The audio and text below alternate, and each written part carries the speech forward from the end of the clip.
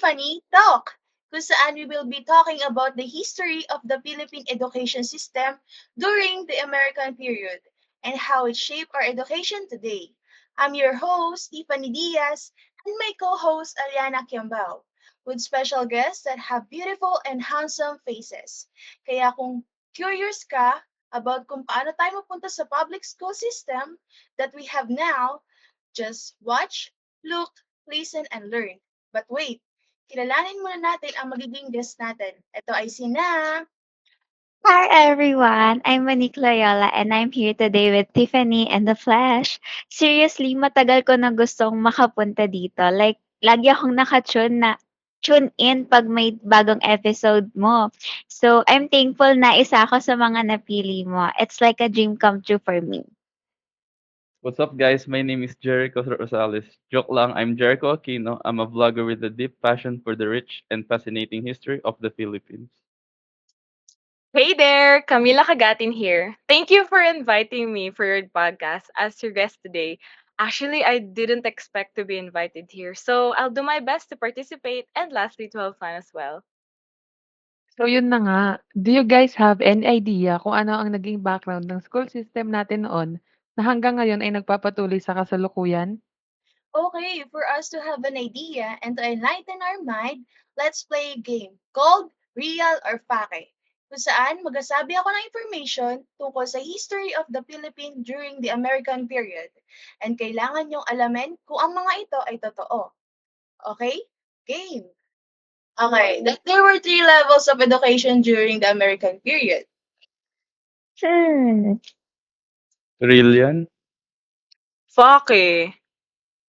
Okay, ang tamang sagot ay real. Yes, dahil during the American period, mayroon tatlong level of education. The elementary level consisted of 4 primary years and 3 intermediate years. The secondary or high school level had 4 years, and the third was the college or tertiary level. Here's the second statement. Since easy kanina, let's turn it this up. More challenging, pero here's the second question. There's some cases daw na merong mga students pag they excelled sa kanilang mga academics, they were sent sa US. And also, not only that, tawag sa kanila ay scholar and pensionados. I'm sure nahirapan kayo, no? So, real or fake? Ako, real ako dito. Pake ako dito. 50-50 ako, pero more on real ako this time. I can see nga na meron sa inyo ang nahirapan. Pero ang sagot talaga doon is real. Why? Kasi not only that na yung students are given more to advantages since covered na lahat na expenses nila. But also, after nila mag-aral sa US, they were appointed na magturo or magtrabaho pa sa government. Like imagine, nakahanda na yung future mo sa'yo. San ka pa? Okay, the third and last statement is that is religion included in the curriculum of the school? Real or fake? I think it's real. Si Moy, real ako. I believe it's fuck eh. Okay, the answer is pake. Oh my God, Camila, you won this time. So how did you say that it was pake? It's fake because in the first place, America doesn't have a state church and most of them are not religious. So during the American period, schools were built in non-Catholic areas like Sulu in Mindanao and in Mountain Province. Their curriculums are more focused on normal, vocational, agriculture, and business. Therefore, religion is not included in the curriculum of the schools. Wow, that was a great game. Palakpakan niyo naman ang inyong mga sarili sa pagsagot niyo. And it's amazing that you know the history of education at the time of American period.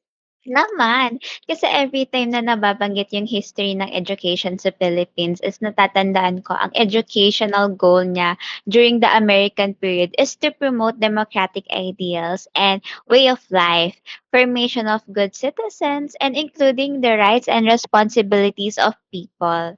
True. Kaya grabe din pala talaga naging influence nila sa atin, no? Especially the methods and instructions, which became effective techniques in the present Philippine education. So yeah, guys, dito muna magtatapos yung ating icebreaker.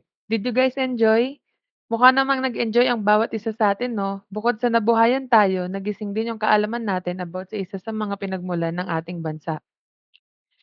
Yes, you can tell naman na nag-enjoy talaga kami. Especially, I did not expect I'll get some lessons about the American period in education sa Pilipinas. I agree with her statement kasi ito yung particular na topic na di masyado pinag-uusapan, which is weird and wrong when you look at it. Kasi when you look sa education natin, hanggang ngayon, gamit pa rin halos contribution ng mga Amerikano sa edukasyon natin ngayon as a Filipino.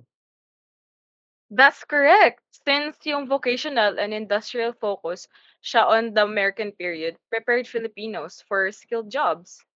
Yes, yes. And ito pa guys, I have trivia. Alam nyo ba na ang unang naging guro ng mga Pilipino ay isang Amerikano at hindi isang Pilipino? Is that true? I mean, I did hear some stories na meron daw talaga na Amerikano yung naging first teacher sa Pilipinas. Pero is there any more information? Yes, tama kayo nang narinig na Amerikano ang unang naging guro sa ating bansa. They are volunteer American soldiers which are called Thomasites na unang naging guro ng mga Pilipino at parte ito ng mission nila na makapagtayo ng mga classroom sa bawat lugar na kung saan sila ay ma-assign. To be honest, that information is kind of mind-blowing. Maybe because majority ng mga ambag ng mga Amerikano ay puro pananakop sa kapangalipin sa kapwa Pilipino noon. Pero I guess wag natin masyado i-generalize kasi not all Americans are bad guys after all. Oo, tama ka diyan. Sabihin na natin na puro sila pananakop at kinawawa nila tayong mga Pilipino. Pero when they came, they secularized and expanded education. They established public schools pa, trained Filipino teachers, and used English as the medium of instruction. Kasi they not just taught academics, but also ideals like self-reliance and democracy. Wait, I have a question, Miss Tiffany. Sure, what is that? Okay, I'm kind of curious about this. So, about my question, why do we need to study and acquire English language pagdating sa national identity and Filipino nationalism? I mean, pagdating kasi sa ibang bansa, may own language na nila, di ba? We need to study English language because in the first place, ito ang naging impluensya ng bansang Amerika sa atin. Gaya nga na napag-usapan natin kanina, sila ang unang naging guro ng kapwa Pilipino natin noong kapanahunan. English was installed as the official language during the American occupation of the Philippines from 1898 to 1946. So, the US or United States government expanded the use of English and limited the use of other languages. Kaya kahit sa ibang bansa man tayo pumunta, gumagamit pa rin tayo ng English language. Thank you, Miss Tiffany. Now I understand kung gaano kahalaga talaga ang English language sa ating bansa. Kasi nga, as you said earlier, gamit talaga siya sa education. To the point, ito ay considered talaga as a medium of instruction, base nga sa American colonial influence sa ating bansa. You can continue na po, Miss Tiffany. Yeah, but moving on to that, the Thomasites or American soldiers stopped teaching only when a group of teachers from the US came to the Philippines in June 1901. Can you guys imagine, no, na ang dami pa palang nangyari between Philippines and the US after ng pag-expand ng language nila sa ating bansa? Alright, pero Miss Oliana, this time, pwede ka naman yung magtanong? Sure, Miss Loyola, ano ba yon? Ayan, thank you. So, sa question ko pala, ano nga ba yung purpose ng mga Thomasites or American soldiers para makapagturo sila sa mga ninuno natin noon? Like, for sure may something behind naman doon, 'di ba? Unless bored lang sila or what. Uy, they are not bored. Meron talaga silang purpose at part ito ng mission nila. Their purpose is to establish a public school system and teach basic education to Filipino children during the early years of American colonialism. Oh, don't mind me adding this information, pero from what I understand kanina, basically, ang primary focus pala is to establish educational system dito sa Pilipinas. Based nga 'di ba sa American methods and standards. So malaki rin ang ambag ng mga Thomasites since sila yung naging instrument laying the groundwork for English language instruction and other American educational practice sa Pilipinas. At syempre naman, hindi magpapahuli ang Monroe Commission. Ay wow, gusto ko yan.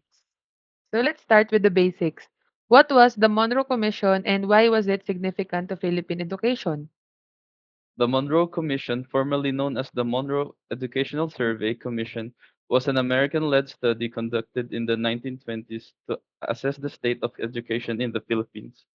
Its primary goal was to evaluate how the education system introduced by the Americans was performing and to recommend improvements. Can you guess what were the key findings of the Monroe Commission? Low achievement levels, kung saan ang mga estudyanteng Pilipino ay mas mababa ang naging performance kumpara sa mga estudyanteng Amerikano, lalo na sa Ingles at aritmetika. Dagdag pa dito yung language barrier. Ito yung paggamit ng Ingles bilang wikang panturo. Tapos nagdulot ito ng mga hamon kasi maraming estudyante ang nahihirapang maintindihan ng mga aralin sa isang banyagang wika. Limited access, bagamat pinalawak ang sistemang pampublikong paaralan, hindi pa rin ito nakakaabot na maayos sa mga liblib na lugar. Kaya't maraming mga bata ang walang access sa edukasyon. Another one pa dito yung vocational focus. In this, the commission highlight the need for vocational education to prepare Filipinos for skilled jobs in agriculture and industry. Wow, that's a lot to unpack. And what about the push for vocational education? How did that shape the system we have today? The Monroe Commission's emphasis on vocational training influenced the development of technical and industrial schools. So ayun na, pabalikan lang natin about sa Thomasites. Kasi nabasa ko siya na they arrive on a ship called Thomas, right? It's fascinating how their legacy still resonates. That's correct. The Thomasites were instrumental in laying the foundation for the public school system. They were also pivotal in spreading the use of English, which remains one of our official languages today. However, this shift came with challenges. What kind of challenges?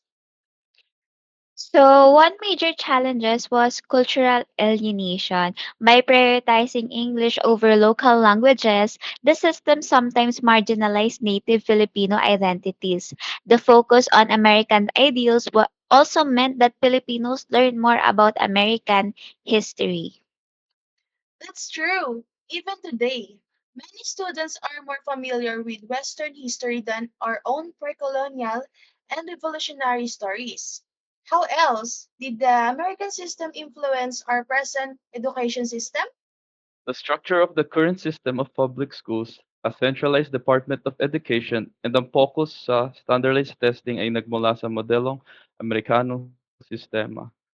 Bagamat nagbigay ito ng access sa edukasyon para sa marami, patuloy pa rin ang mga issue ukol sa kalidad at pantay-pantay na oportunidad. It's clear that the American period left a lasting mark on our education system. What lessons can we draw from the area to address today's challenges? We can learn to strike a balance between modernization and cultural preservation. It's important to decolonize the curriculum and ensure it reflects Filipino values, history, and identity while still preparing students for global competitiveness. That's a powerful insight, Miss Leola. Thank you so much for shedding light on this important chapter of our history. And thank you din sa inyong dalawa. And also thank you sa pagtanggap ng aking invitation para sa aking podcast. Thank you Thank then you for din for inviting us inviting to your us. channel. And to our listeners, what are your thoughts on the impact of the American period on Philippine education? Drop us a message or comment down below. Let's keep the conversation going. Until next time, mga Tiffany. And also don't forget my partner for today's podcast, Miss Aliana Kiambao. Stay curious and stay critical.